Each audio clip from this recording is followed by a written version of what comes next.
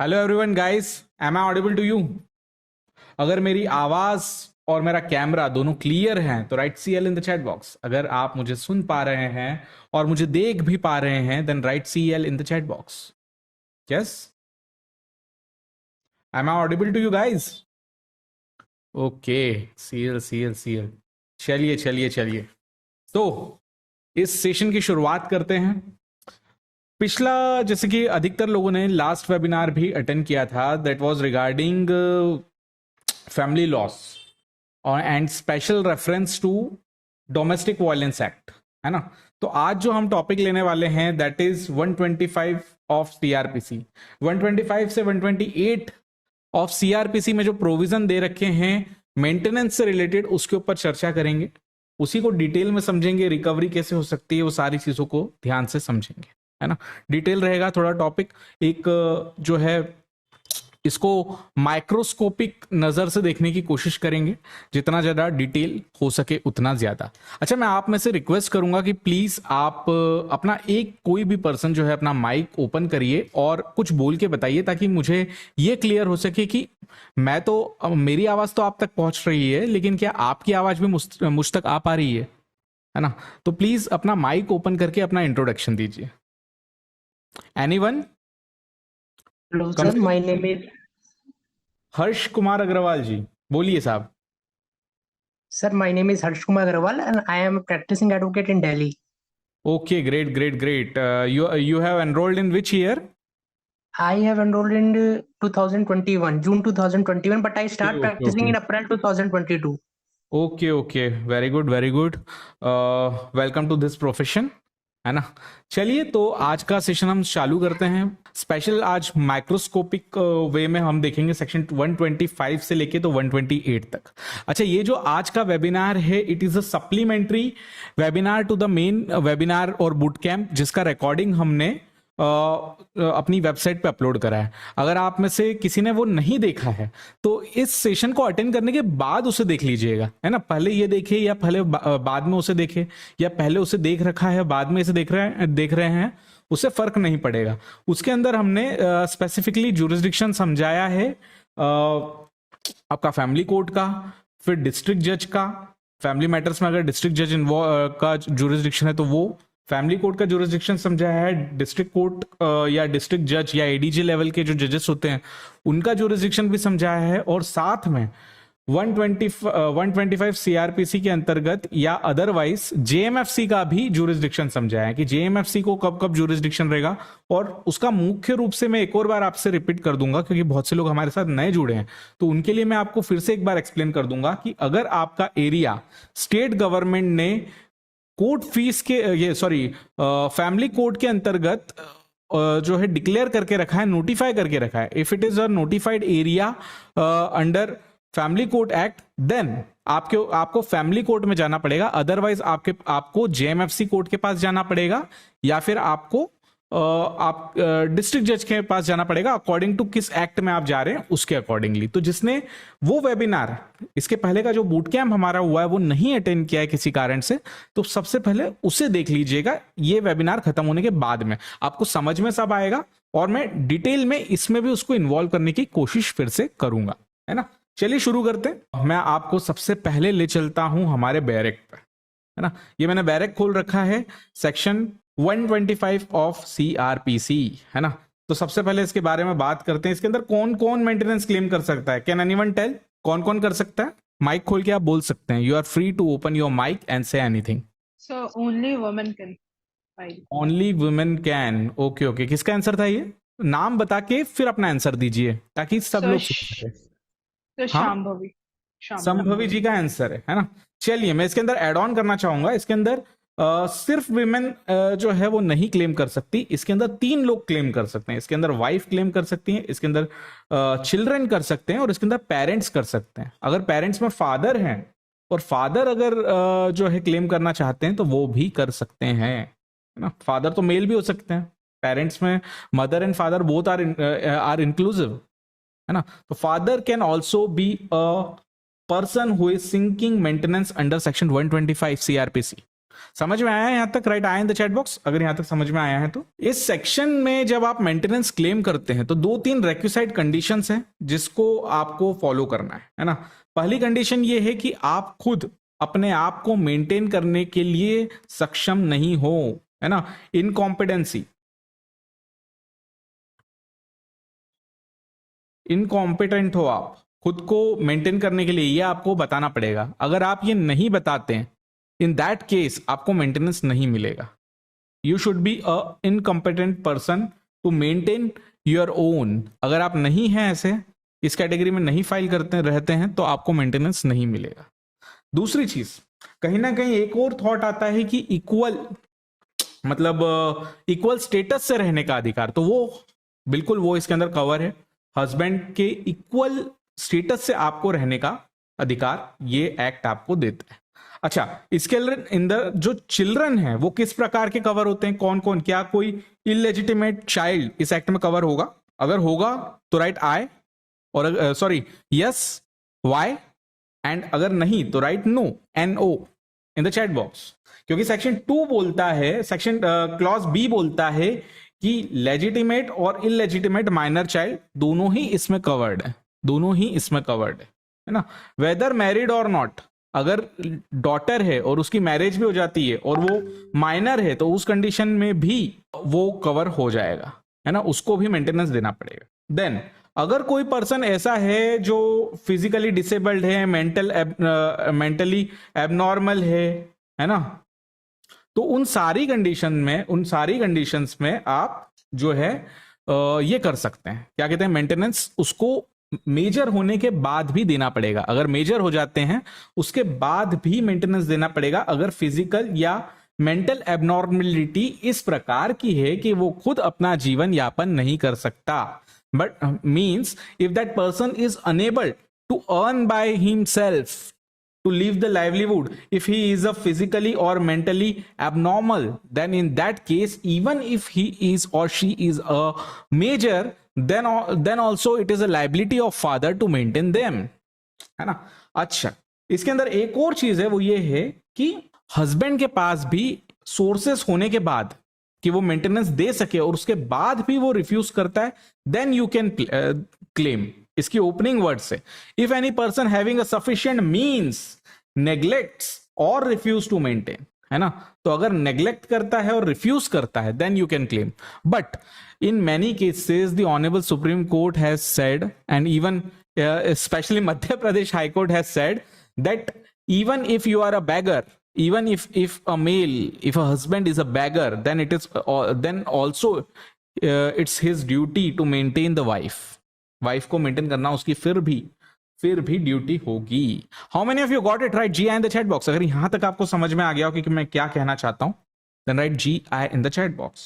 अच्छा, यहां तक अगर आपका कोई क्वेश्चन है तो वो भी आप पूछ लीजिए, ताकि हम यहीं पे उसको सॉल्व कर लेंगे। माइक खोल के भी पूछ सकते हैं, कमेंट बॉक्स में भी पूछ सकते हैं, दोनों ऑप्शन आपके पास अवेलेबल है। यस आशादुल जी, आशादुल रहमान जी, एनी क्वेश्चन? सर एक क्वेश्चन है। हाँ जी। सर अगर मैरिज नहीं हुई है, लिव इन रिलेशनशिप में रह रहे हैं, तो भी मेंटेनेंस क्लेम किया जा सकता है? हाँ, ये क्वेश्चन मुझे मालूम था आने वाला है और इसको अपन कवर करते ही, है ना। देखिए यहां पर वर्ड वाइफ लिखा है, बट क्योंकि ये जो लिव इन रिलेशनशिप अभी नया नया है, तो इसके ऊपर लॉ डेवलप नहीं है। बट वुमेन्स को प्रोटेक्ट करना कहीं ना कहीं जरूरी था, और इसीलिए जो है कोर्ट्स ने कई केसेस में इस टाइप के जजमेंट आए हैं कि लिव इन रिलेशनशिप में लंबे टाइम से रह रहे हैं तो they should be considered as an husband and wife, and in that case the courts have ordered such in such cases to pay maintenance to the male, है ना। लड़के को कई केसेस में मेंटेनेंस देने के लिए कहा है। I hope it answers you Harsh Kumar ji. Yes sir. है ना। बट मेरा यहाँ पर एक प्रश्न है, मेरा आप सबसे एक प्रश्न है, और आप थोड़ा सा सोच के इसका आंसर दीजिएगा सब लोग, है ना। आप लोगों का क्या व्यू पॉइंट है इसके ऊपर मैं ये जानना चाहूंगा, है ना। देखिए in case of a marriage husband जो है, जैसे स्पेशली जब हम हिंदू लॉ की बात करें तो जो 7 फेरे होते हैं उसमें एक ये भी रहता है कि हस्बैंड अपनी वाइफ का ध्यान रखेगा एट एनी कॉस्ट। ये भी एक फेरे में एक ये भी वचन होता है उसमें, है ना। तो आप खुद सोच के देख लिए कि 2 पर्सन्स हैं दो पर्सन्स हैं who have entered into live in relationship and not getting married for years. ऐसा कपल है जो लिव इन रिलेशनशिप में एंटर किया और वो शादी नहीं कर रहा है। इसका मतलब कहीं ना कहीं दोनों पार्टीज की कंसेंट है साथ रहने के लिए, लेकिन एक दूसरे की लाइबिलिटीज उठाने के लिए नहीं, एक दूसरे की लाइबिलिटीज उठाने के लिए नहीं। तो मेरा ऐसा ओपिनियन है कि जो इसका स्ट्रिक्ट इंटरप्रिटेशन है वो 125 सेक्शन 125 ऑफ सीआरपीसी का वो किया जाना चाहिए, ना कि इसका लिबरल इंटरप्रिटेशन करके आपके जो फीमेल है, गर्लफ्रेंड है, उनको इसके अंदर मुझे ऐसा लगता है कि मेंटेनेंस नहीं दिलाना चाहिए। बट अभी तक जितने भी वर्डिक्ट आए हैं वो फीमेल के फेवर में आए हैं। आप लोगों का क्या ओपिनियन है, दिलाना चाहिए नहीं दिलाना चाहिए? बिकॉज मेरा उसके पीछे ये सबमिशन है, ये आर्ग्यूमेंट है कि जब आप एंटर ही इस शर्त पे करे हो कि आपको एक दूसरे की दायित्वों को नहीं निभाना है and you just want to enjoy your life, जब आप एंटर ही इस आधार पे की हो तो बाद में फिर आप मेंटेनेंस कैसे क्लेम कर सकते हो? नहीं तो आप शादी ही नहीं कर लेते, शादी में ही उतर जाते आप। लेकिन शादी के बंधन में आप बनना नहीं चाहते, आप पत्नी के रूप में सारी जो गृहस्थ जीवन होता है उसको निर्वाह नहीं करना चाहते, और उसके बाद में आप रह रहे हो लेकिन सिर्फ मेंटेनेंस क्लेम करना चाहते हो। तो आई थिंक, आई पर्सनली, ये मेरा पर्सनल ओपिनियन हो सकता है कि ऐसे केसेस में maintenance should not be awarded. आप लोगों का क्या कहना है? आप भी लिख के बताइए, बोल के बताइए क्या होना चाहिए। अच्छा, मेल्स और फीमेल्स सबका मैं रिस्पॉन्स चाहूंगा। अगर कोई इसका रिवर्ट आर्ग्यूमेंट हो सकता है तो वो भी बताइए। Yes Shweta ji, yes Sambhavi ji. Sir according to law sir नहीं देना चाहिए मेंटेनेंस। हाँ, क्योंकि जब आप रिलेशनशिप में एंटर कर रहे हो तो आप आप फिर वाइफ ही बन जाओ ना।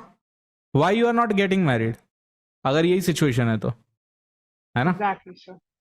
Sir one more thing sir, कि सर यस, आप कह रहे हो कि फीमेल की तरफ बायर्स हो जाती है कोर्ट, तो हाँ सर हाँ। ऐसे ऐसे कौन से सेक्शंस या ऐसे कौन से मतलब कि चीजों को कोर्ट ध्यान देती है जिसके कारण फीमेल्स की तरफ वो बायर्स हो जाती है आफ्टर देखिए 125? वो वनरेबल नेचर जो अभी तक हमारे यहाँ की जो सोसाइटी जिस तरीके से डेवलप हुई है, और उसमें सालों तक जो पुरुष प्रधान देश रहा है हमारा, है ना, उन सारी चीजों को देखते हुए ही कहीं ना कहीं कोर्ट ऐसा करती है। और कहीं ना कहीं इंटरेस्ट ऑफ फीमेल को ध्यान में रखना पड़ता है, क्योंकि कई बार क्या होता है, जैसे मैंने आपको जैसे बताया, ये मैं जो बात कर रहा हूँ आपको, जो अभी मैंने सेंटेंस बोला था स्पेसिफिकली कि दो एडल्ट कपल्स जो है वो अपने वॉलेंटरीली एक दूसरे से एंगेज्ड है बट वो शादी नहीं कर रहे हैं और लिव इन में रह रहे हैं, है ना, तो उसमें नहीं देना चाहिए। तो ये अर्बन क्लासेस में तो ठीक है, समझ में आता है अर्बन क्लासेस में, लेकिन रूरल एरिया में या कई ऐसे जगह रहेंगे जहां पर शादी का प्रलोभन दे करके भी बहुत सारी चीजें होती है। तो कहीं ना कहीं मुझे ऐसा लगता है कि उन सारी चीजों को देखते हुए कोर्ट्स जनरल ऑर्डर ऐसे कर देती है कई बार, मतलब फिर वो एक वर्डिक्ट आती है तो वो हर जगह फॉलो होने लग जाती है कि हाँ वहां हुआ था तो सबको ही करना चाहिए, और सबको वनरेबल मान लिया जाता है, और उसमें मतलब घूड़ में मक्खी भी पीसा जाती है, वो वाली बात है। समझ में आ रहा है? Yes sir. है ना? कहीं ना कहीं वही इसके पीछे रीजंस रहे हैं, और यही है ना। अच्छा, इसमें फादर और मदर भी क्लेम कर सकते हैं, स्पेसिफिकली लिखा है क्लॉज डी में। नहीं सॉरी, ये मैंने गलत बोल दिया, फादर और मदर तो यहाँ पेरेंट्स के डेफिनेशन में ही कवर है ना।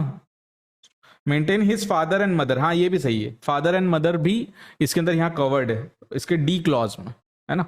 यहां तक समझ में आ गया कौन कौन कवर्ड है, किस किस को मिल सकता है? अगर आ गया तो write I in the chat box, then we will move to other section. अच्छा, इसमें ना कई बार ये भी इसमें भी आया है, जैसे कि कुछ वॉइड मैरिजेस होती है, वॉइड मैरिजेस, वॉइडेबल मैरिजेस वो होती है, उन केसेस में भी ऑनरेबल सुप्रीम कोर्ट ने और कई हाई कोर्टों ने ये हेल्ड किया है कि उस केस में भी मेंटेनेंस तो देना पड़ेगा। जैसे आपने इसका लिव इन वाला एग्जांपल लिया था, वैसे ही मैं वॉइड मैरिज और वॉइडेबल मैरिज के बारे में भी बताना चाहूंगा कि दोनों केसेस में भी आपको जो है मेंटेनेंस देना पड़ता है, दोनों केसेस। चलिए, अच्छा, इसमें मध्य प्रदेश का एक अमेंडमेंट है, ये मैं बताना चाहूंगा क्योंकि जो लोग मध्य प्रदेश से बिलोंग करते हैं, है ना, मिश्रा जी आप शायद मध्य प्रदेश से हैं, तो मध्य प्रदेश में एक अमेंडमेंट है और उसके अंदर इन्होंने ग्रैंड फादर और ग्रैंड मदर को भी इन्वॉल्व कर लिया है, मतलब वो भी कंपनसेशन मांग सकते हैं, है ना। ग्रैंड पेरेंट्स को भी इंक्लूड कर लिया है डेफिनेशन में, डिपेंडेंट्स की। स्टेट अमेंडमेंट्स हमेशा आप ध्यान रखिए, आप जिस स्टेट के हैं उस स्टेट के आपको ये देखना है ना, ये हमेशा ध्यान रखने वाली बात है। सेक्शन 126 ऑफ सीआरपीसी में अगेन आपको जो है प्रोसीजर बताया है। प्रोसीजर बहुत सिंपल है। नोटिस इशू होता है, नोटिस इशू होने के बाद रिप्लाई आता है, रिप्लाई के बाद में एविडेंस होते हैं और उसके आधार पर, एविडेंस के आधार पर आर्ग्यूमेंट सुन के फाइनल हियरिंग हो जाती है। हाँ, इसमें मैं आपको फिर से बताना चाहूंगा फैमिली कोर्ट के जो रूल्स लगते हैं, जैसे पिछले सेशन में जो हमने सारे कवर करे थे फैमिली कोर्ट के रूल्स, वो सारे इन पर भी एप्लीकेबल होंगे फैमिली कोर्ट्स के रूल्स। रजनेश वर्सेस नेहा, ये जो जजमेंट मैंने आपको बताया था रजनेश वर्सेस नेहा, फिर से खोलूं एक बार? हमारे साथ कुछ नए लोग जुड़े हैं, उनके लिए मैं एक और बार खोल देता हूं रजनेश वर्सेस नेहा, जिससे कि आपको और कंफर्म हो जाएगा कि मैं क्या बताना चाहता हूं आपको। Give me a couple of second, I am just opening for you. Rajnesh versus Neha, इस केस में जो नए लोग हैं उनके लिए स्पेशली खोला जा रहा है ये, कि रजनेश वर्सेस नेहा, क्योंकि एक बहुत ही कॉमन प्रॉब्लम ये निकल के आती थी कि आदमी अपने आप को मेंटेन करने में सक्षम होता था और उसके बाद भी वो मेंटेनेंस क्लेम करती थी लेडीज हैं अक्सर, है ना। तो उन केसेस के लिए, उन केसेस को डील करने के लिए ऑनरेबल सुप्रीम कोर्ट ने ये हेल्ड किया कि आपको दोनों पार्टीज को अपने अपने एफिडेविट देना है। और एफिडेविट किससे रिगार्डिंग होंगे? प्रॉपर्टी से रिलेटेड, असेट से रिलेटेड, लाइबिलिटी से रिलेटेड और इनकम से रिलेटेड। ये है एफिडेविट, मैंने खोल रखा है। ये आया है from the judgement Rajnesh versus Neha. अभी 2023 का ही जजमेंट, ये 2020 का जजमेंट है और ये हर जगह फॉलो हो रहा है ना। ये आपको मतलब आप जो आप अपनी एप्लीकेशन लगाओगे मेंटेनेंस के लिए, नेहा, रजनेश वर्सेस नेहा, ये आपको इस एनक्लोजर के लाइट में, ये जो एनक्लोजर इसमें देके रखा है, ये हमने अपनी वेबसाइट पे भी अपलोड करा है ना। वेबसाइट पे भी हमने हिंदी में भी अपलोड करा है और इंग्लिश में भी आपको मिल जाएगा ये, है ना। तो इस एनक्लोजर के अकॉर्डिंगली एग्रीकल्चर वाले के लिए दूसरा है और नॉन एग्रीकल्चर वाले के लिए दूसरा है, दो फॉर्मेट इसमें अपलोडेड है। उस अकॉर्डिंगली आपको जो है ये करना पड़ता है, एफिडेविट फाइल करना मैंडेटरी है इन केस में। ये अभी हमने देख लिया आपका मेंटेनेंस से रिलेटेड एफिडेविट। ये हर केस में फाइल होता है, चाहे हिंदू लॉ का हो, मुस्लिम लॉ का हो, चाहे आपका डाइवोर्स पिटिशन हो, सेपरेशन पिटिशन हो, रेस्टिट्यूशन ऑफ कंजुगल राइट्स हो, 125 सीआरपीसी हो, कोई भी केस हो, अगर आपका फैमिली कोर्ट का केस है तो आपको ये एफिडेविट फाइल करना है। It is given in Rajnesh versus Neha, ये आपको फाइल करना मैंडेटरी होता है ना। चलिए, यहां तक किसी को कोई डाउट है? Any doubt? सर एक डाउट है। हाँ जी, हर्ष जी बोलिए। सर अगर रजनीश वर्सेस नेहा की एफिडेविट में कोई पार्टी अगर फॉल्स इन्फॉर्मेशन सबमिट करती है कोर्ट में, तो उस केस में क्या होगा? फॉल्स इंफॉर्मेशन सबमिट करती है तो क्या होगा, ये भी अच्छा क्वेश्चन है। How many of you want to know कि क्या होगा? चलिए मैं बता देता हूं आपको। एफिडेविट अगर फॉल्स फाइल किया है, चाहे वो रजनेश वर्सेस नेहा के लाइट में किया हो या अदरवाइज किया हो किसी भी कोर्ट में, है ना, there are two provisions under CrPC as well as IPC. मेरे को अभी सेक्शंस याद नहीं आ रहे हैं, मैं आपको at the end of the session लिख करके बताऊंगा, या आप सर्च करिएगा फॉल्स एफिडेविट देने के लिए क्या पनिशमेंट है। अगर आप किसी पब्लिक ऑफिसर के खिलाफ, किसी पब्लिक ऑफिसर या किसी पब्लिक ऑफिस में जाके देते हैं तो उसके लिए अलग पनिशमेंट है, अलग सेक्शन है। और अगर आप कोर्ट में फॉल्स एफिडेविट देते हैं, भले वो सिविल कोर्ट हो, क्रिमिनल कोर्ट हो, हाई कोर्ट हो, कोई भी कोर्ट हो, तो उसके लिए अलग सेक्शन में पूरी ट्रायल आपके लिए चलेगी। तो एक अलग से आप एक और उसके लिए आपको कंप्लेंट फाइल करना पड़ेगी अगर आपको ऐसा लगता है कि फॉल्स एफिडेविट है। ऐसा होता है, it is very common, it is very common. क्योंकि मैंने, जैसे आप अगर इसके पहले वाला वेबिनार अटेंड किया होगा आपने, तो उसके अंदर हमने सारी चीजें डिस्कस करी। कन्हैया मिश्रा जी का कहना है 340 सेक्शन में, आप सही कह रहे हैं, मोस्ट प्रोबेबली आप सही कह रहे हैं, है ना। तो फॉल्स एफिडेविट के लिए आपको अलग से कंप्लेंट फाइल करना पड़ती है कि कोर्ट में ये फॉल्स एफिडेविट है, उसकी अलग से ट्रायल चलेगी। अलग से ट्रायल कब चलेगी? मतलब उसका पूरा एविडेंस कलेक्ट होगा और उसके बाद आपको सजा मिलेगी। ऐसा नहीं है कि इसी केस में आपको सजा सुना देंगे, ऐसा नहीं होगा, उसकी अलग से ट्रायल चलेगी। वो ट्रायल इस ट्रायल के साथ क्लब हो जाती है ना। That trial gets club along with this trial, है ना। माधुरी जी का सवाल है, what is that affidavit content? Content is given here, just look at the screen. आप Rajnesh versus Neha, if you will open the judgment of Rajneesh versus Neha, it is enclosed, with this with that judgment, है ना। And we have also uploaded it on our website. आप website पर अगर ये वाला पूरा section देखेंगे ना, फैमिली लॉ वाला, तो उसमें आपको ये जरूर मिल जाएगा। You will get this the contents of this। और मैं आपको पढ़ के भी बता देता हूँ एक बार। इसके अंदर आपको बेसिकली, जैसे किसी भी एफिडेविट में नेम, एज, ऑक्यूपेशन, रेसिडेंस, फिर आपका personal information, name, sex, age, qualification, फिर आपका होम किस तरीके का है उसका है कि जॉइंट फैमिली है, ये दूसरी फैमिली है। देन लीगल प्रोसीडिंग्स के अंदर आपको कोई और मेंटेनेंस पे हो रहा है नहीं हो रहा है उसके बारे में डिटेल, सबकी एक एक केस की डिटेल यहाँ पर लिखी हुई है ना। तो ये एफिडेविट आप जरूर हमारी वेबसाइट से देखिए, please check the contents of this affidavit at our website, and if you are having any doubt then ask me in next session. Next session भी हमारा फैमिली लॉ पर ही होगा, और उसमें हम सारे धर्मों में जो फाइल होते हैं डाइवोर्स पिटिशंस वो भी समझेंगे, और मैरिज किस प्रकार से मानी जाती है, किस प्रकार से होती है, कितने टाइप से डाइवोर्स होते हैं वो भी समझेंगे, है ना। वो पूरा जो सेशन है वो मैरिजेस एंड डाइवोर्स पे होने वाला है अगला सेशन। तो आपको अगर इस एफिडेविट से रिलेटेड कोई डाउट हो या फिर अदरवाइज भी कोई डाउट हो तो आप उस सेशन में पूछिएगा, क्योंकि मुझे ऐसा लगता है आपने वो वॉच नहीं किया है अभी। आप वॉच कर लेंगे तो आपको डाउट ही नहीं बचेगा। Okay Madhuri ji? Yes, okay sir, thank you. अगर डाउट हो आप पूछिए, कोई दिक्कत नहीं है, अपन सारी चीजें सॉल्व करेंगे। तो अभी हमने ये पढ़ा था 125 सीआरपीसी पढ़ लिया। 126 का प्रोसीजर मैं आपको समझा चुका हूं शॉर्ट में, बहुत सिंपल और इजी है ना। नोटिस इशू करते हैं और उसके बाद में, अच्छा इसमें ये क्रिमिनल केस है, ऑर्डिनरीली क्रिमिनल केस में ये क्वासी नेचर का है ना। ऑर्डिनरीली क्रिमिनल केस में ये कहा जाता है कि जब तक एक्यूज्ड ना हो, जब तक एक्यूज ना हो तो उसके खिलाफ कोई ऑर्डर पास नहीं किया जाएगा। मतलब मान लीजिए कि अगर जजमेंट के एक दिन पहले अगर एक्यूज कहीं भाग जाता है तो जब तक उसको पकड़ के नहीं लाया जाएगा, कोर्ट में पेश नहीं किया जाएगा, तब तक कोर्ट जजमेंट प्रोनाउंस नहीं करेगी। जब तक कोर्ट जजमेंट प्रोनाउंस नहीं करेगी, उसको गिरफ्तार करने के लिए गिरफ्तारी वारंट इशू करेगी, उसको पकड़ के लाया जाएगा और उसके बाद में सजा सुनाई जाएगी। उसका सजा सुनाते वक्त उपस्थित होना मैंडेटरी है इन क्रिमिनल लॉ, बट 125 में ऐसा नहीं है। 125 में आपको नोटिस भेजा जाएगा। अगर आपको नोटिस सर्व हो जाता है और आप कोर्ट में नहीं आते हो तो कोर्ट जो है आपको एक्स पार्टी कर सकती है। ये लिखा है एक्स पार्टी। कोर्ट यहां पर आपको एक्स पार्टी करके आगे बढ़ जाएगी, ऑर्डर पास कर देगी, क्योंकि ये क्वासी नेचर का है। क्वासी मतलब दो टाइप का मिक्सचर टाइप का है। It is quasi civil, quasi criminal, दोनों तरीके का ये एक्ट है। क्वासी सिविल कैसा है और क्वासी क्रिमिनल कैसा है? तो जब तक ऑर्डर पास नहीं हो जाता तब तक ये सिविल की तरह रन करता है, और उसके बाद में लेकिन प्रोविजन सीआरपीसी के एप्लीकेबल होते हैं अपील्स वगैरह में, सब में, है ना। और ऑर्डर होने के बाद में, जैसे मेंटेनेंस ऑर्डर पास हो गया, उसके बाद में अगर उसका क्रियान्वयन नहीं होता है तो सजा के प्रावधान है, फिर वो क्रिमिनल के अकॉर्डिंग चलता है। यहां तक समझ में आया? राइट? जी इन द चैट बॉक्स अगर समझ में आ गया हो तो, अगर नहीं समझ में आया तो अपना क्वेश्चन लिखिए, मैं आंसर करूं। इसके बाद आता है अल्टरेशन इन अलाउंसेस। अल्टरेशन यानी क्या होता है? बदलाव होता है, change. If there is some change in circumstances, अगर कुछ सर्कमस्टांसेस चेंज हो जाते हैं, है ना, दोनों के circumstances of both the person paying the maintenance as well as person receiving the maintenance, if certain situation arise which changes the circumstances of any of the person, then an application under section 127 can be filed for alteration of the order, maintenance order passed under section 125।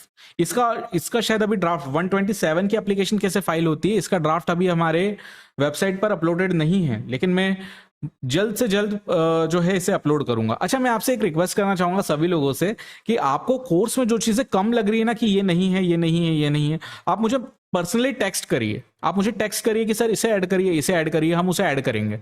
हम चाहते हैं कि हमारा course अच्छे से अच्छा बने, है ना, और सारे स्टूडेंट्स को उसका फायदा मिले। तो मैं चाहूंगा कि आपको कोई भी अगर ऐसा लगता है टॉपिक ये इसमें नहीं है, आप मुझे मैसेज करिए। भले ही वो मैंने आपको फर्स्ट वेबिनार में बताया हो या ना बताया हो, भले जो हमने 12 सब्जेक्ट उसमें डिक्लेयर करें उसका पार्ट हो या ना हो, आप मुझे बताइए कि ये ऐड करिए, हम ऐड करेंगे उसको, है ना। मैं चाहूंगा कि आप बताइए, है ना, ठीक है। तो अल्टरेशन जो है वो किस सिचुएशन में करा जा सकता है? चेंज इन सर्कमस्टांसेस में। जैसे मैं आपको बताऊंगा, हमारे एक केस में क्या हुआ था कि हस्बैंड वाइफ का डाइवोर्स हुआ और उस वक्त जो है मेंटेनेंस का ऑर्डर हुआ था हिंदू मैरिज एक्ट के अंतर्गत ही, अंडर सेक्शन 34, है ना, 24, है ना। उसमें जो है आपका ऑर्डर ऑलरेडी हुए थे, लेकिन वो बहुत कम थे, और फिर बाद में 10 साल बाद जो डॉटर थी उनकी, उसकी एज बड़ी हो गई, वो बड़ी हो गई शायद 16 साल के आसपास, 16-17 साल की हुई होगी। एंड इन दैट सिचुएशन उसकी जो कोचिंग फी है और स्कूल फीस है वो बहुत बढ़ चुकी थी। तो इसलिए हमने 127 में एप्लीकेशन फाइल करी। अच्छा, वो एप्लीकेशन जो है उसकी मदर की भी रीमैरिज हो गई थी, मदर भी रीमैरिज हो गई। अब उस कंडीशन में नाना मतलब ग्रैंड फादर ने जो है ग्रैंडफादर के थ्रू लगाई थी, तो उसमें पक्षकार हमने ऐसे ही लगाया था। मान लीजिए उस लड़की का नाम ए है, तो ए डॉटर ऑफ जो भी उसके फादर का नाम है वो through grandfather and natural guardian भी नहीं, सिर्फ गार्जियन। और साथ में गार्जियन एंड वार्डशिप एक्ट के अंतर्गत भी हमने एप्लीकेशन फाइल करी थी कि ये अब इनकी मदर जो है उनकी रीमैरिज हो गई है और ये जो डॉटर है ये हमारे साथ ही रह रही है, ये जो लड़की है ये हमारे साथ ही रह रही है और हम ही इसकी परवरिश कर रहे हैं। वो एप्लीकेशन हमें फाइल करना पड़ी थी along with this application of 127 of CRPC, है ना। तो वो आपको फाइल करना पड़ेगी, कोर्ट उस पर फिर से एविडेंस कलेक्ट करेगी, केस पूरा चलाना पड़ेगा आपको, फिर से एविडेंस कलेक्ट होगा and thereafter court will pass another order, है ना, जिसमें मॉडिफाई होकर आएगा ऑर्डर और कुछ बढ़ाना हो घटाना हो, दोनों चीजें इसमें हो सकती है। कितने लोगों को यहां तक समझ में आया? राइट, जी एंड द चैट बॉक्स अगर यहां तक समझ में आ गया हो तो। अच्छा, आज से है ना सब लोग मैं आप जितने लोग बैठे ना यहाँ पर, अभी 13 लोग मीटिंग अटेंड कर रहे हैं। मेरा 13 लोगों से एक जो है ये है कि आप मुझे रोज जो है मैसेज करके बताइए कोर्स में क्या कमी है और कोर्स में क्या हमें एनहांस करना है। आप बताएंगे तो ही हम इम्प्रूव कर पाएंगे, नहीं तो हमें भी याद नहीं रहता इतना, क्योंकि ड्राफ्ट तो मैंने अपने लाइफ में बहुत बनाए, इतनी ड्राफ्टिंग करी है, बट याद नहीं होता है कि क्या अपलोड करना है। आप मुझे लिस्ट देते जाएंगे, मैं अपलोड करते जाऊंगा, कोर्स डेवलप होते जाएगा और आपको उतनी ज्यादा चीजें मिलेगी। और इररिस्पेक्टिव ऑफ कि हमने अपने वेबिनार में बताया है या नहीं बताया है, वो हमको, क्योंकि जब हमने वेबिनार आज से 1 महीने 1.5 महीने पहले स्टार्ट किया था तो जो हमारे माइंड में था वो चीजें हमने उसमें डाल दी थी, लेकिन अब ऐसा लगता है कि इसमें हमको और इंप्रूवमेंट की जरूरत है और हमने करना चाहिए, और वो मैं आपकी मदद से करना चाहता हूं, है ना। चलिए, ये अभी तक हमने समझा कि अल्टरेशन ऑर्डर किस तरीके से प्राप्त किया जा सकता है, ये चीज अभी तक हमने समझी है। देन इसके बाद मैं आपको बताना चाहूंगा इसके अंदर एग्जीक्यूशन का क्या प्रावधान है। मतलब ऑर्डर आ गया, ऑर्डर आने के बाद उसका एनफोर्समेंट किस तरीके से कराया जाए, ये हमें देखना है। तो बेसिकली क्या होगा कि जब ऑर्डर पास हो जाएगा तो वो केस खत्म हो जाएगा वहां पर, that with a maintenance order that case will be finalised there. Then you have to move another application.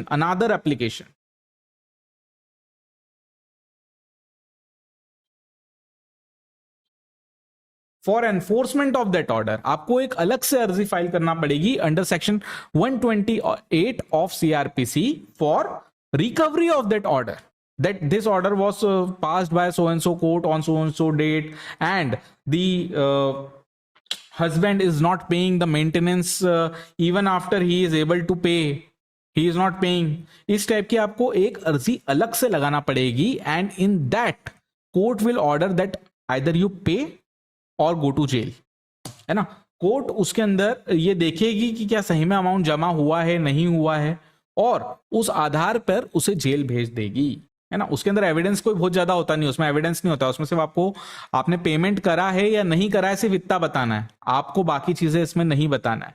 कितने लोगों को समझ में आया? राइट, जी एंड द चैट बॉक्स अगर यहां तक समझ में आ गया हो तो। अच्छा, इसके अंदर मैं आपको 2-3 चीजें और बताना चाहूंगा। तो 128 में तो अपन ने इन्फोर्समेंट के बारे में थोड़ा सा पढ़ा, और इसके 125 के जो क्लॉज सब क्लॉजेस है ये भी बहुत इंपॉर्टेंट है, इनको भी थोड़ा सा देख लेते हैं अपन। सब क्लॉजेस अभी हमने देखे नहीं है। यस, इसका सब क्लॉज 3 है, sub clause 3 of section 125 CRPC. If any person so order fails without sufficient cause to comply with the order, any such magistrate may, for breach of the order, issue a warrant for levying the order, the amount due in the manner provided for levying fines, and may sentence such person for whole or any part of each month allowances for maintenance or interim maintenance and expenses of proceeding, as the case may be remaining unpaid after execution of warrant to imprisonment for a term which may extend to 1 year or until payment if sooner made. मतलब इसमें क्या है, अगर कोई person जो है वो ये नहीं करता है, आपका पेमेंट नहीं करता है even after the order of the court, in that case court जो है उसे 1 महीने तक की सजा सुना सकती है ना, ईच मंथ. अच्छा, इसमें एक और बात है कि इसमें क्या है कि हर डिफॉल्ट के लिए सजा है, हर डिफॉल्ट के लिए अलग सजा है ना. और इसका नीचे का सेक्शन और भी इंटरेस्टिंग है जो इसको मजेदार बनाता है ना.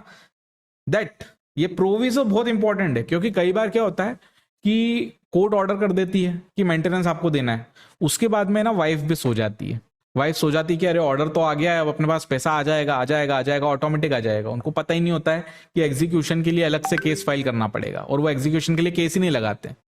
और फिर क्या होता है कि जब एग्जीक्यूशन के लिए केस लगा देते हैं, कई बार ऑर्डर हो जाता है उसके 2 साल 3 साल बाद एग्जीक्यूशन के लिए केस लगाते हैं. ऑर्डर तो हो गया कि मेंटेनेंस दो, लेकिन उसके बाद भी हस्बैंड मेंटेनेंस नहीं दे रहा है, तो वो बहुत टाइम बाद केस लगाते हैं. तो उस सिचुएशन में क्या होगा, क्या उसको फिर भी जेल भेजा जाएगा? ये इशू डील करता है सेक्शन 125 का प्रोविजो का, प्रोवाइडेड दैट, है ना. ये बोलता है provided that no warrant shall be issued for recovery of any amount due under this section unless application be made to the court to levy such amount within a period of 1 year from the date on which it become due. मतलब आप जब भी section 128 के अंतर्गत enforcement के लिए application लगाओगे, या फिर आप कभी भी 125 क्लॉज 3 के अंदर जब एप्लीकेशन लगाओगे, तो उस केस में आपको 1 साल के या तो अंदर लगा दो आप एप्लीकेशन, तो उसको जेल हो जाएगी 1 महीने की, तो पेमेंट आपका आ जाएगा. या फिर अगर आप एप्लीकेशन लगाते हो तो सिर्फ आखिरी लास्ट 1 साल का ही आप अमाउंट इस तरीके से उसको जेल भेज के, या मतलब उसका जेल का वारंट निकलवा करके वसूल कर सकते हो. मान लीजिए उसका 3 साल का ड्यू हो गया, वो कोर्ट ने वारंट निकाला और वो 1 साल का पेमेंट कर देता है, 2 साल का नहीं करता है. अगर 2 साल का पेमेंट नहीं करता है, 3 में से सिर्फ 1 साल का पेमेंट करता है, 2 साल का नहीं करता है, तो कोर्ट उसको जेल नहीं भेज सकती. ये प्रोविजो बहुत इंपॉर्टेंट है. अगर आप लॉयर हैं और आप प्रैक्टिस करते हैं और आप एक अच्छे डिफेंस लॉयर है, तो आपको ये प्रोविजन पता होना चाहिए. How many of you got it right? जी इन द चैट बॉक्स. अगर आपको ये समझ में आ गया प्रोविजो क्या कहता है. क्या बात है, कोई भी चैट में एक्टिव नहीं है, समझ में नहीं आया लग रहा है. फिर से समझाऊं क्या? Sir, what is the limitation period for recovery of like execution order? हाँ, ये भी अच्छा क्वेश्चन है. माइक खुला रखिए माधुरी जी, माइक खुला रखिए, है ना. आपका क्वेश्चन है, आपसे मैं कंटिन्यूस बात करूंगा, इसलिए माइक खुला रखिए, है ना. देखिए, लिमिटेशन कुछ भी नहीं है, देयर इज नो लिमिटेशन, है ना. बट एक तरीका होता है, इसमें 2 तरीके से रिकवरी होती है. एक होती है कि जैसे कि कोई नहीं दे रहा है, पेमेंट नहीं कर रहा है, तो एक रिकवरी का तरीका यह है कि आप उसके खिलाफ वारंट निकाल दो. आप उसके खिलाफ वारंट निकाल दो कि जब तक ये पेमेंट जमा नहीं करोगे तब, नहीं तो आपको जेल में डाल देंगे, और 1 महीने के लिए जेल में डाला जा सकता है ना. तो ऐसा नहीं होगा कि 3 साल के तक उसने पेमेंट नहीं करा तो आप जो है उसको जो 36 महीने के लिए जेल में डाल दो. ऐसा नहीं होगा, ऐसा नहीं होगा. वो 1 महीने के लिए ही डालेगी कोर्ट एट ए टाइम 1 ही महीने के लिए डाल सकती है. दूसरी बात, कोर्ट 1 साल से ज्यादा का वारंट इशू करके पेमेंट की रिकवरी नहीं करा सकती. 1 साल से ज्यादा की मतलब 3 साल का अगर ड्यू है और वारंट इशू करा है और वो 1 साल का भी पेमेंट जमा करा देता है, तो उसको जेल नहीं भेजा जा सकता. यहां तक समझ में आया? Yeah, sir. है ना. नहीं आया हो तो वैसा भी बोलो, एक और बार समझेंगे अपन. No, sir, got it. है ना. चलिए, है ना. अब ये आपका आधे प्रश्न का उत्तर हुआ है अभी आपके, है ना, क्योंकि लिमिटेशन तो है नहीं. तो आपके आधे प्रश्न का उत्तर हो गया है कि 1 साल तक का तो अमाउंट जो है वो वारंट इशू करके जो है रिकवर हो जाएगा. अब बचे हुए का क्या करेंगे? जैसे 3 साल का था अमाउंट ड्यू, अब 2 साल का रिकवरी कैसे होगी? कोई बता सकता है? Any one of you? अच्छा ठीक है, एग्जीक्यूशन फाइल करना पड़ेगा सर. क्या 1 मिनट, हाँ 1 मिनट. कौन बोल रहे हैं? आशादुल साहब जी, बोलिए साहब. फिर से उस लड़के को एग्जीक्यूशन फाइल करना पड़ेगा सर. हाँ, एग्जीक्यूशन तो फाइल कर रखा है, एग्जीक्यूशन तो पहले से फाइल्ड है, अच्छा. लेकिन उसमें रिकवरी का मोड क्या होगा, किस मोड से रिकवरी होगी, ये मैं पूछना चाह रहा हूँ. एग्जीक्यूशन तो फाइल है, और एग्जीक्यूशन में ही 1 साल का तो वारंट इशू करके रिकवर करवा लिया। मतलब वारंट इशू करा तो उसने 1 साल का आके जमा करा दिया, समझ रहे हो? 1 साल का उसने कोर्ट में आके जमा करा दिया कि जो है ये मैं पेमेंट जमा करा देता हूं, मेरा वारंट कैंसिल करो। तो कोर्ट को वारंट कैंसिल करना पड़ेगा उस लाइट में। आ रहा है समझ में? यस है ना? Sir, yes. अब क्या होगा, अब बताइए, उसके बाद की कहानी बताइए, बचे हुए अमाउंट के लिए क्या करना पड़ेगा, ये कहानी चल रही है।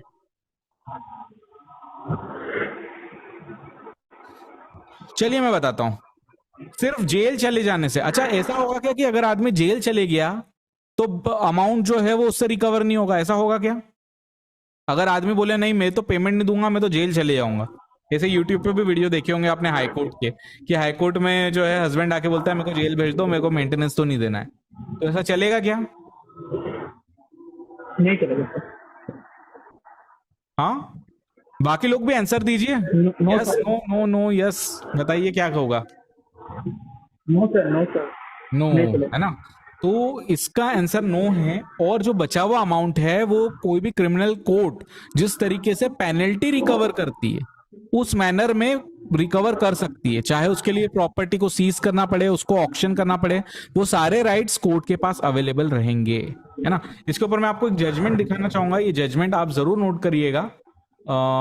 ये मैं खोल देता हूँ स्क्रीन पर, give me a couple of second. हाँ, ये देख पा रहे हैं आप जजमेंट? इलाहाबाद हाईकोर्ट का है वैसे ये जजमेंट, और ये हर जगह फॉलो हुआ है, वैसे ऐसा ही होता है ना? Law of recovery of maintenance, limitation of 1 year for recovery of maintenance under section this, and law on enforcement to claim order of maintenance under section 128 of CrPC, है ना? ये जजमेंट जो है डॉक्टर योगेश कुमार श्रीवास्तव जज साहब ने पारित किया है ना? जजमेंट का नाम कहाँ लिखा है, 2 minute, I am just opening. Judgement का नाम है Mohammad Usman versus state of UP, ये जजमेंट का नाम है ना? ये मैं आपको यहां पर भी लिख देता हूं, चैट में भी डाल देता हूं ताकि आपको और अच्छा हो सके, है ना? ये आर्टिकल का लिंक डाल दिया है ना? ये आपको कभी भी काम आएगा अगर आपको रिकवरी वगैरह से रिलेटेड कोई इशू आता है तो उसमें, है ना? अच्छा, क्या 125 सीआरपीसी सभी धर्मों पे फॉलो होता है? एक जनरल क्वेश्चन है। इसका सबसे इंपॉर्टेंट केस लॉ कौन सा है, कोई बता सकता है? Sir Shahbano. Yes, yes, yes, yes, yes. Shahbano कहां से थी, किसी को पता है? Where was she from? Sir Allahabad. आपको किसने बताया इलाहाबाद? किसने कहा आंसर इलाहाबाद? शांभवी। हाँ, आपको किसने रेफरेंस दिया कि वो इलाहाबाद की थी? क्योंकि ये इलाहाबाद हाईकोर्ट का जजमेंट है इसलिए। नो सर, उनके हस्बैंड लॉयर थे। हाँ, लॉयर तो थे, लेकिन वो इलाहाबाद के थे, ये किसने कहा आपको? वो इंदौर के थे। Okay sir. और वो लेडी जो है वो उज्जैन की थी। उज्जैन हमारे पास में ही है, वहां के थे। और एक्चुअली उनके जो बेटे रहे, मतलब उनकी सौतेली माँ के बेटे रहे, वो एडवोकेट जनरल रहे इंदौर के। और वो जो उनके हस्बैंड थे प्यारे मियाँ, he was also a senior designated lawyer. तो लॉयर के खिलाफ वो ऑर्डर हुआ था सुप्रीम कोर्ट से, और वो इत्तेफाक से मेरे पड़ोसी हैं, हम लोगों के ऑफिस आमने सामने सिटी में। मैं जस्ट रेफरेंस के लिए बता रहा था जिससे कि आपको ये किस्सा याद रहे, है ना? तो ज्यादा कुछ है नहीं मेंटेनेंस वाले केसेस में, यही इतना ही था, छोटा सा लेक्चर था आज का, है ना? ये लेक्चर जो था ये सप्लीमेंट्री लेक्चर था डोमेस्टिक वायलेंस और फैमिली लॉ के फर्स्ट लेक्चर के। तो आप वो वाला लेक्चर जरूर देखिए, उसके अंदर बहुत सारी माइन्यूट में हमने बातें करी है, बहुत सारी चर्चाएं माइन्यूट में करी है, और उसमें से अगर फिर कोई डाउट निकलता है then we will discuss that doubt in next session. अगर आपका कोई और डाउट है तो अभी आप पूछ सकते हैं।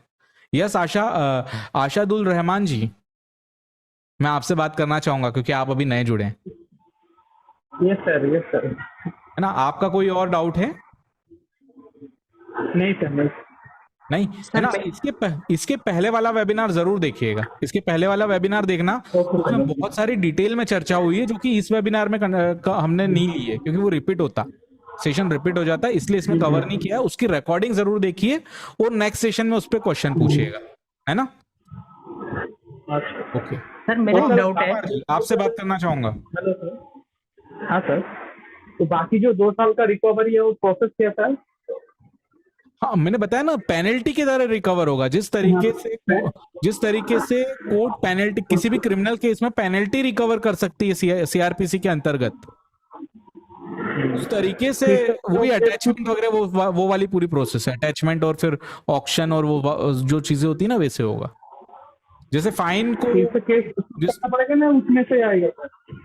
क्या बोल रहे हैं फिर साहब? से केस फिर से केस शूट करना पड़ेगा ना, फिर उसमें से वो रिकवरी नहीं, हो जाएगी? इसी प्रोसीडिंग का हिस्सा रहेगा ना वो। तो एक बार आपने एग्जीक्यूशन किया, मतलब 125 clause 3 read with 128 of CrPC, आपने एक बार एप्लीकेशन फाइल कर दी, तो वो इसी में कंटिन्यू होते रहेगा। उसके लिए अलग से केस नहीं फाइल करना पड़ेगा, okay sir, thank you sir. है ना? ठीक है, ओके, थैंक ठीक है। आप ना माइक बंद कर सकते हैं, अगर आपका डाउट क्लियर हो गया हो, माइक बंद कर सकते हैं। हाँ, हर्ष कुमार जी, आपसे बात करना चाहूंगा। हाँ जी सर, मेरा एक डाउट पिछली वाली वेबिनार से रिलेटेड क्वेश्चन है, एक क्वेश्चन सर। अच्छा, आपने देख लिया पिछले बार का बूट कैम्प? हाँ जी sir. Thank you very much, आपने देख लिया, आप देख कर आए, ये बहुत अच्छी बात है। पूछिए साहब। सर मेरा क्वेश्चन ये है कि डीवी के केस में अगर हमने डाला है वुमेन की तरफ से, और उस केस में हस्बैंड सपोर्ट कर रहा है वाइफ का, हम्म तो जो रेमेडीज है डीवीज में जो दे रखी है, हम इन लॉज के अगेंस्ट में क्लेम कर सकते हैं सारी? जैसे compensation, monetary relief, residence order, ये सब हम इन लॉज के अगेंस्ट में क्लेम कर सकते हैं?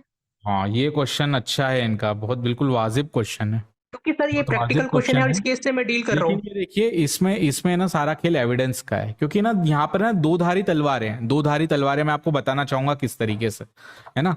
यहाँ पर एक होता है ओनरशिप राइट।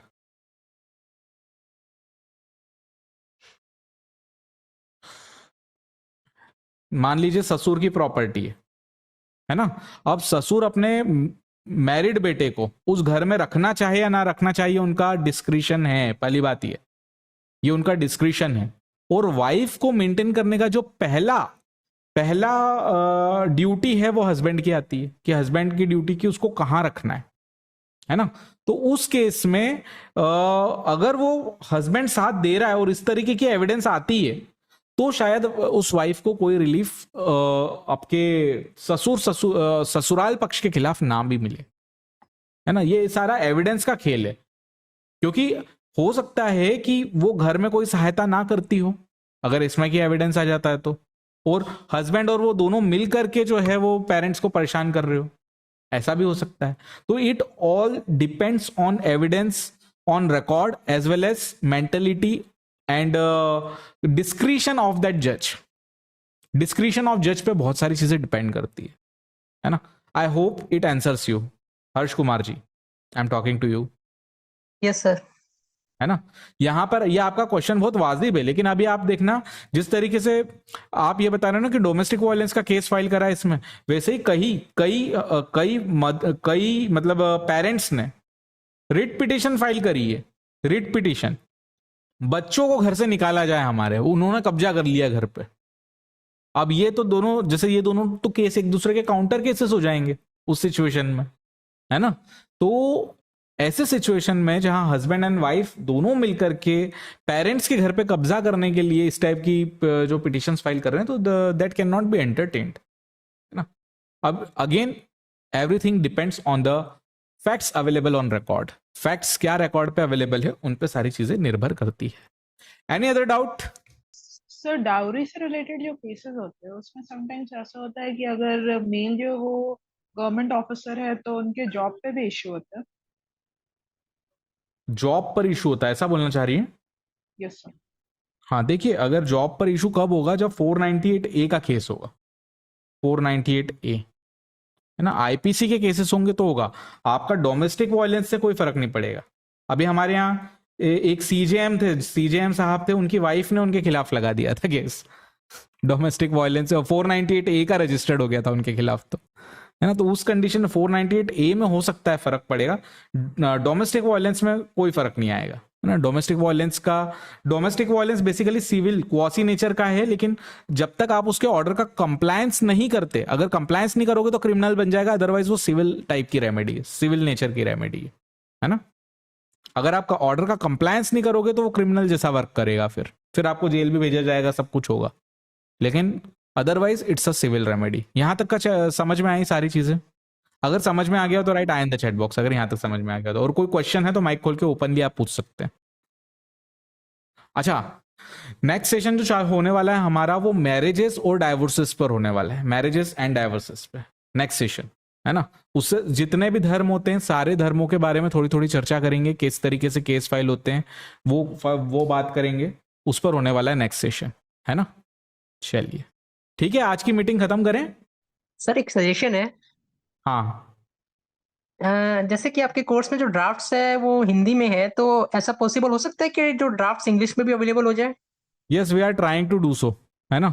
जैसे कि जो हाई कोर्ट के ड्राफ्ट्स हैं ना वो तो आपको इंग्लिश में ही मिलेंगे, लेकिन जो डिस्ट्रिक्ट कोर्ट के हैं वो भी हम धीरे धीरे इंग्लिश में करने की कोशिश करेंगे, है ना। और 6 महीने की बाध्यता पे ध्यान मत देना, ये कोर्स अनलिमिटेड लाइफ टाइम है, आप कभी भी आए एंजॉय करिए, कोई दिक्कत नहीं है ना। और धीरे धीरे सब इंप्रूव हो जाएगा। वो जो आप बोल रहे हो ना लैंग्वेज वाला, वो भी हम कोशिश करेंगे कि उसके ट्रांसलेटेड वर्जन भी जल्द से जल्द अपलोडेड करें, है ना।